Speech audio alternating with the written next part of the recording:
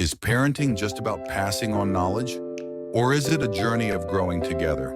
If that resonates with you, you're in the right place. Welcome to a channel where we explore meaningful parenting through timeless wisdom from the maxims of the vegetable root discourses. Chaegeundam, psychology and philosophy. Instead of yelling, try understanding. Instead of criticizing, try waiting. Here we build the strength to become mindful parents, growing alongside our children. Subscribe now to join the journey of transforming conflict into connection and stress into self-awareness. Even in an age of advanced technology and unlimited information, the human heart, personal growth, and the subtlety of relationships can't be reduced to algorithms. Whether you're a CEO, a scholar, or someone struggling on the streets, when it comes to parenting, we are all imperfect. Parenting isn't just a technique. It's an existential journey and a mirror of our inner self. From a psychological standpoint, parenting is not about control, it's about connection. Children are not extensions of us, they are independent individuals. Real growth happens only when we respect that individuality. Attachment theory tells us children become autonomous when they feel loved and dependent when they feel controlled. Philosophically, raising children is a process of asking, who am I? As Socrates said, the unexamined life is not worth living. Through parenting, we confront our own personalities, beliefs, and values. Children are both our shadows and our light through them. We rediscover ourselves. From a humanities perspective, education isn't about transferring knowledge, but passing down human character. When a family member makes a mistake, don't respond with anger or contempt. Chaegeundam, 17th century Chinese wisdom. Why revisit this ancient wisdom today? Because parenting isn't about finding the right answer, it's about walking the path together. What happens when we react in anger? Most of us, when facing problems in the family, react emotionally, either with disappointment or blame. Yes, venting can feel good momentarily, but it may close hearts, worsen relationships, and create defensiveness. In contrast, ignoring problems can lead to repeated and habitual mistakes, emotional distance and misunderstandings, explosive conflict in the future. That's why we must neither lash out nor brush things off. Practical ways to stay calm. 6-second pause. Research shows anger fades after 6 seconds. Breathe in and out slowly. Give yourself that time. Right before you speak. When emotions rise, jot down your thoughts. It helps you process them more clearly. Label your emotions. Saying I'm feeling angry out loud helps reduce intensity. This is called emotional labeling. Switch perspectives. Ask how would I feel if I heard these words. It softens your tone instantly. What happens if you ignore problems? Repeated tardiness. A child repeatedly skips school. Without correction, it becomes a habit and damages trust with teachers. Small lies in marriage. Overlooking small lies can normalize dishonesty and erode trust over time. Sibling conflicts ignored. Kids will be kids, we think. But one child may internalize pain, damaging long-term sibling bonds. The bottom line, managing anger is a skill you can train. Techniques like breathing, writing, labeling emotions, and empathy go a long way. But ignoring issues can lead to deeply fractured relationships and emotional scars. By subscribing and following the channel below, you can access deeper reflections rooted in the profound wisdom of Eastern philosophy. Have you ever said something like, why aren't you listening again? Or just stop it already? We've all been there. But today, I want to ask you something deeper. What if the problem isn't what you're saying, but how you're saying it? In today's video, we'll explore how both ancient wisdom and modern psychology can help us open a child's heart, not with criticism, but with compassionate, mindful conversation. So, if you're a parent, teacher, or simply someone who wants to connect better with others, subscribe now and begin your journey from conflict to connection. The wisdom of indirect guidance. There's an old Eastern saying, 此时难言，且它是阴风致. When a truth is difficult to say, borrow another story to reveal it indirectly. Chaegeundam. This timeless insight reminds us, When truth is hard to deliver, don't force it. Use reuse stories. Use metaphors. Use gentleness. Why? Because direct confrontation often leads to resistance, not reflection. Why indirect feedback works. Let's take a look at the psychology behind it. Defense mechanism. When kids feel criticized, they protect themselves by shutting down, denying, or pushing back. Cognitive dissonance. When someone hears they're wrong, even if they know it, their self-esteem feels threatened. This often leads to rebellion or complete denial. That's why indirect feedback is so powerful. It doesn't attack, it invites. How to give indirect feedback. This method is known as reflective teaching or indirect feedback, and it's backed by both educational theory and emotional intelligence. Here are 3 powerful techniques. Storytelling. Share a parallel situation. Ask, what would you have done? Metacognitive reflection. Gently guide your child to reflect on their own behavior and thinking. Modeling. So for it, use third-person examples, historical figures, fictional characters, or even someone you heard about to paint the picture without pointing fingers. Real-life examples. Let's look at how this plays out in everyday parenting. Instead of saying, you were wrong to fight with your friend, try, I once had a misunderstanding with someone close. Later, I realized I only saw it from my side. Have you ever felt that way? This invites empathy without causing shame. Instead of, why didn't you do your homework? Try, there was a time I delayed a project and got really stressed. I wish I had started earlier. How's your week going? You're teaching responsibility without pressure. Instead of, stop playing video games, try.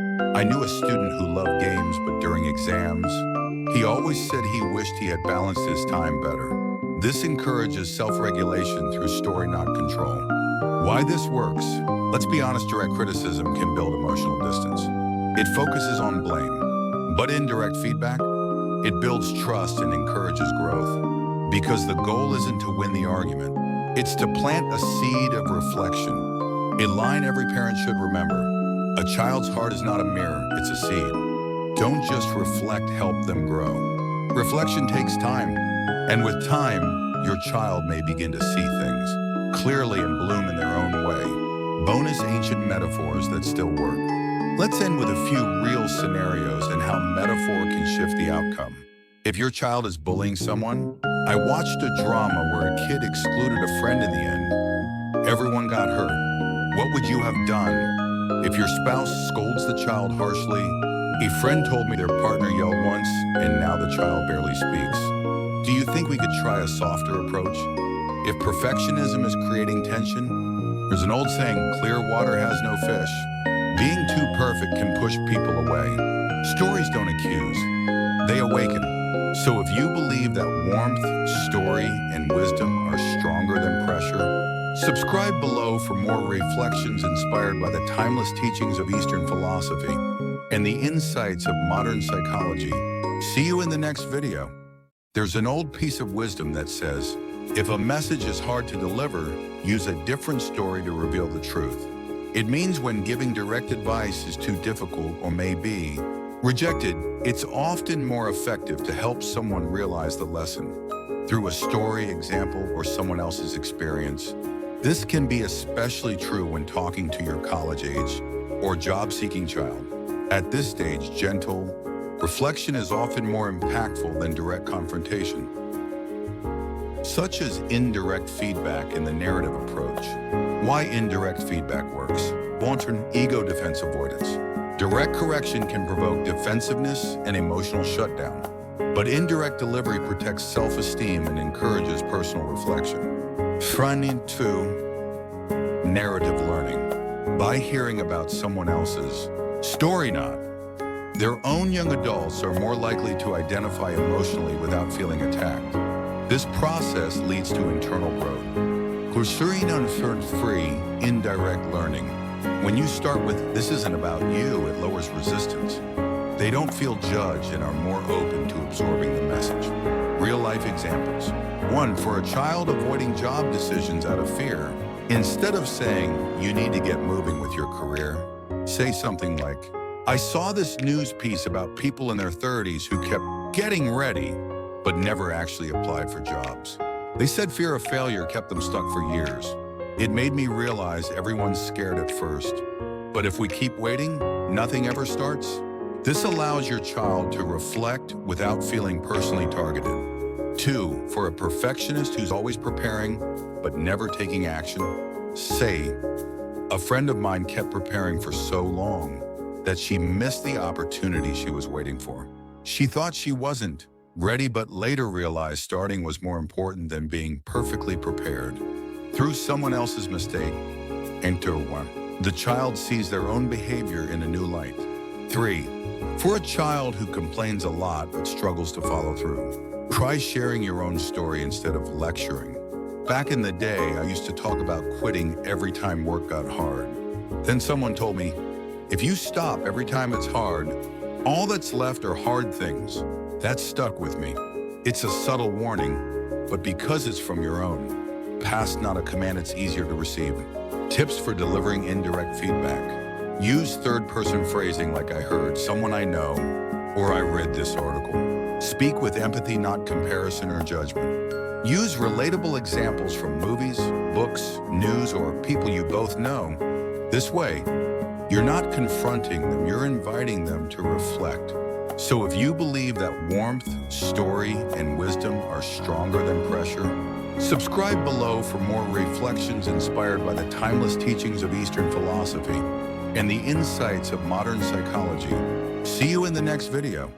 There's an old saying, if the truth is hard to say, deliver it through another story. The message, when it's difficult to correct someone directly, it's often more effective to help them reflect by referencing something or someone else. So how can you help your college student or job-seeking young adult reflect without triggering resistance? At this stage in life, they've developed a sense of identity. That means direct advice, however well-intended, can easily be taken as pressure or even a blow to self-esteem. Instead, indirect communication, using gentle metaphors or stories, tends to be far more effective. Backed by psychology and education. 1. Self-determination theory. People are more motivated and take more responsibility when they feel they're making their own choices. Present advice is a suggestion or analogy, not a directive. It gives your child the space to choose and own their decisions. 2. Indirect modeling. Rather than correcting them outright, share a third-person story, parable, or real-life example. This lowers resistance and promotes internal reflection. Through self-identification. 3. Internalization support. Your goal isn't to impose your values, but to help your child internalize those values themselves. Shift the focus from your judgment to their independent thinking. Real-life examples for different situations. If your child is procrastinating their job search, instead of, "You've had enough fun, start job hunting," try saying, "A friend of mine said her son waited too long to apply because he thought he had time, but then his dream company suddenly posted a job and he wasn't ready." Opportunities don't always wait, do they? This gently encourages awareness of timing without blaming. If your child lacks interview confidence, instead of, "Why are you always so timid?" try saying, "I remember being so nervous before an interview that I barely said a word. Later, the interviewer told me, 'You don't have to be perfect, just confident.' That stuck with me." A story like this helps your child realize that confidence often matters more than flawless answers. If your child is only aiming for top companies, instead of, "The world doesn't revolve around your dream job," try saying, "I saw this YouTuber who started in a small company. They built skills, built a name for themselves, and eventually got hired by Google. It reminded me that your first job isn't your forever job." This helps reframe success as growth, not status. If your child doesn't seem prepared for the job market, instead of, "Do you even want a job?" try, "I've come to believe that opportunities go to those who are prepared." This helps them reflect without feeling attacked. If your child lacks self-confidence, instead of, "Why do you always look unsure of yourself?" try, "Someone once said, the person who speaks with confidence is always more persuasive." That really stayed with me. empowers them without shaming their hesitation. If your child is being too picky, instead of get real about the job market, try. There was someone who started at a small local firm and eventually outgrew it into something amazing. The first step doesn't define the journey, encourages a mindset of opportunity and growth. A thought for every parent. At this stage, your child isn't looking for the right answer, they're searching for direction. As a parent, you don't need to be the commander, just be their compass. So if you believe that warmth, story, and wisdom are stronger than pressure, subscribe below for more reflections inspired by the timeless teachings of Eastern philosophy and the insights of modern psychology. See you in the next video. Have you ever had this thought? If I don't say something now, my child might fall apart. As parents, it's natural to worry. But real growth often doesn't happen in the moment. It unfolds slowly over time. In today's video, we explore why wise parents learn to wait and how timeless wisdom and modern psychology both teach us the same truth. Growth takes time, so should parenting. Subscribe now and discover how patience builds. Depth while urgency only creates pressure. What ancient wisdom and psychology teach us? There's a classic saying, if understanding doesn't come today, wait tomorrow may bring clarity. If your child doesn't seem to get it right now, that's okay. Don't force it. But we get it, it's easier said than done. So why is it so hard to wait? Here are 3 psychological reasons many parents struggle to be patient. 1. The urge for immediate control. When you see your child making a mistake, it's tempting to jump in and fix it right away. Why? Because it feels like not intervening could lead to bigger problems. This is what psychologists call uncertainty. Anxiety, we fear what might happen if we don't take control now. If I don't say something right this second, it might get worse. Zweiter, emotional spillover. Sometimes our reactions aren't just about the child. We're tired. We're stressed. We're anxious. Those emotions spill into our parenting, and we may overreact to small things. When your tank is low, even little issues feel urgent. That's not bad parenting, it's just unregulated emotion. 3. Outcome-oriented thinking. When we focus only on results, did they fix the behavior? We often overlook inner growth. We push for immediate change, rather than trusting our child's ability to reflect, learn, and mature over time. Parenting becomes correction-focused, not growth-focused. So what does it take to wait well? If we want to develop the strength to wait, we need more than patience. We need a new mindset. 1. Believe in the seed time of growth. Philosopher Rousseau once said, raise a child the way you would grow a tree by waiting, not forcing. Just like a seed doesn't sprout the day it's planted, a child's awareness grows quietly, in silence and time. Waiting may look like doing nothing, but in truth, it's one of the deepest acts of parenting. 2. Create emotional space, psychological distance. Parents need space, not physical, but emotional. In psychology, this is called emotional differentiation, the ability to separate your child's struggles from your own identity. Instead of if my child is struggling, I must be failing. Try this as part of their journey. I'm here to walk beside them, not carry them. That distance allows for compassion without control. 3. Trust the rhythm of growth. Psychologist Carl Rogers said, people have a natural tendency to grow if given the right conditions. Even if your child doesn't respond today, they may be ready tomorrow. That's what the virtue of waiting is all about, trusting in their capacity to grow.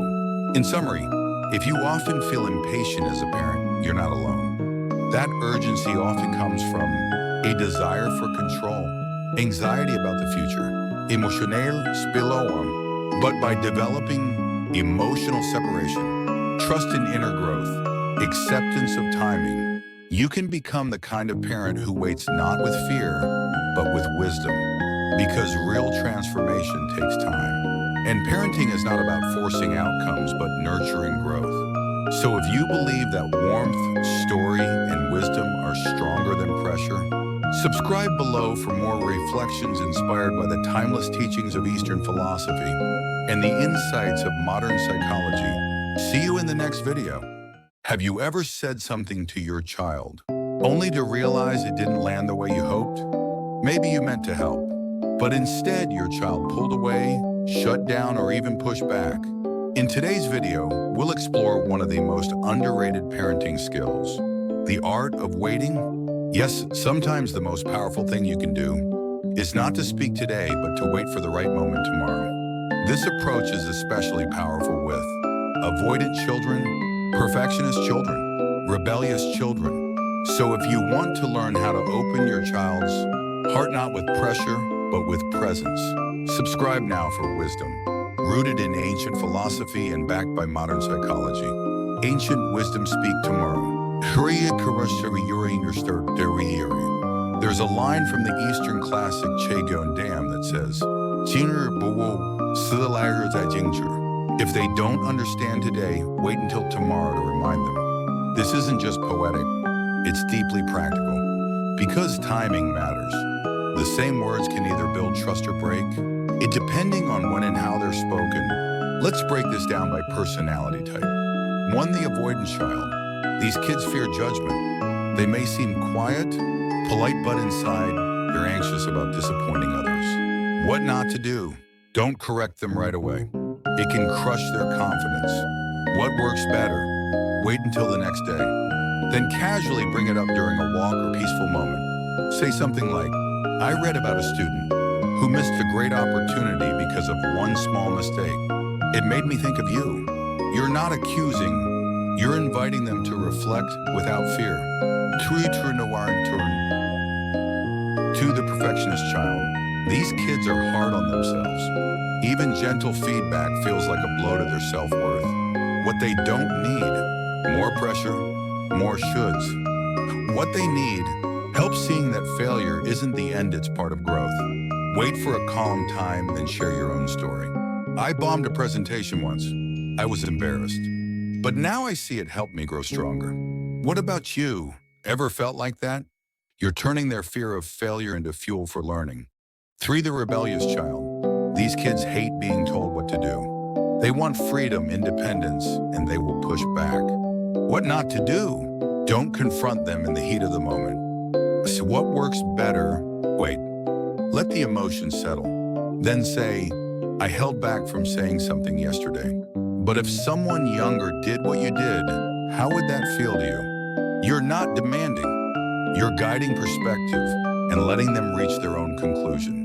Why this works? Different personalities need different approaches. Let's recap. Child type, what works best? Avoidant indirect feedback without emotional pressure. Perfectionist reframing mistakes through shared experience. Rebellious, respectful, reflective questions, not confrontation. Your words can hurt or heal. Your timing can shut a door or open one. Because sometimes, what you say tomorrow reaches deeper than anything you could say today. Final takeaway. Parenting isn't just about having the right message. It's about having the right moment. So next time you're tempted to react right away, pause. Breathe. Remember the wisdom of Chaegeundam.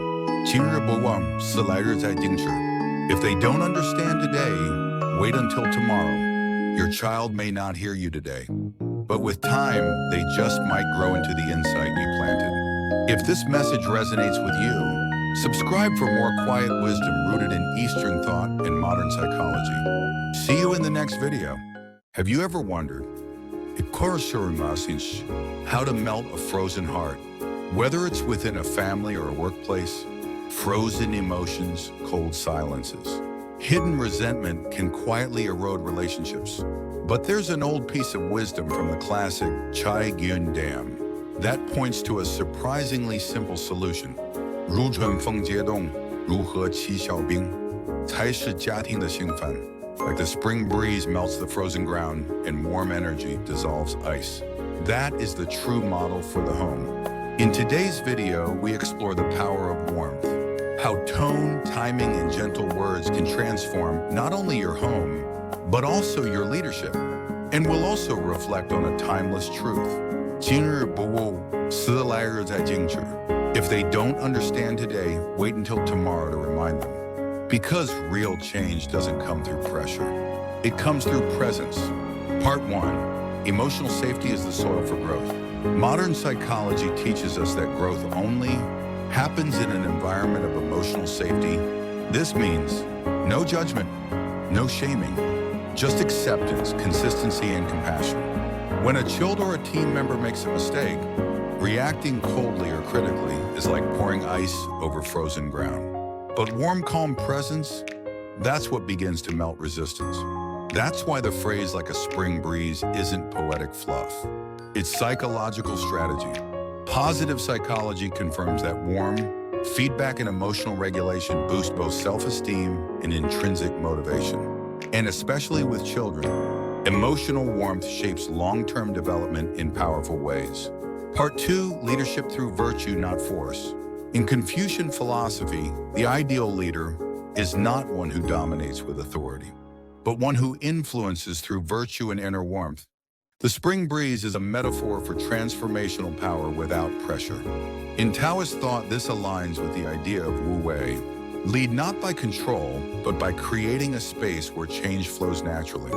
So if you want your child or your team to walk a better path, don't push them down it. Walk it yourself, gently, authentically. Let your warmth open the way. Part 3, teaching is environment, not control. Educational theory agrees. Real learning isn't about memorizing answers. It's about helping someone build their own understanding. That requires environment, not enforcement. In a family, this means giving your child room to think, choose, and reflect. Let's say your child lies about something. It's tempting to respond immediately. Why did you lie? Say sorry right now. But this only creates shame. Instead, try waiting until the next day. I was surprised yesterday. I always trust you to tell the truth. Was something bothering you? Now you're not punishing. You're inviting reflection and restoring trust. Part 4, warmth works in organizations too. This lesson applies beyond parenting. In rigid hierarchical organizations, people hide mistakes. They fear being judged. But in emotionally safe environments, people speak honestly. They grow. They learn from failure. Warmth melts fear. Tone of voice, facial expression, body language.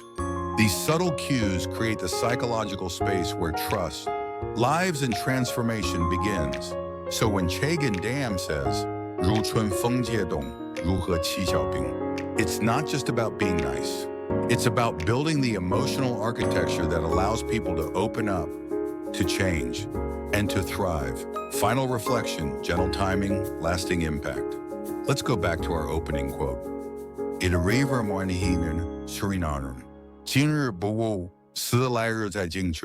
If they don't understand today, wait until tomorrow. If your child or employee can't hear you today, don't push harder. Wait. Soften your words. Try again tomorrow. Because real transformation doesn't begin with pressure, it begins with warmth. If this message resonates with you, subscribe for more reflections, drawn from timeless Eastern philosophy and modern psychological insight. We're not here to pressure change. We're here to create the space for it. See you in the next video.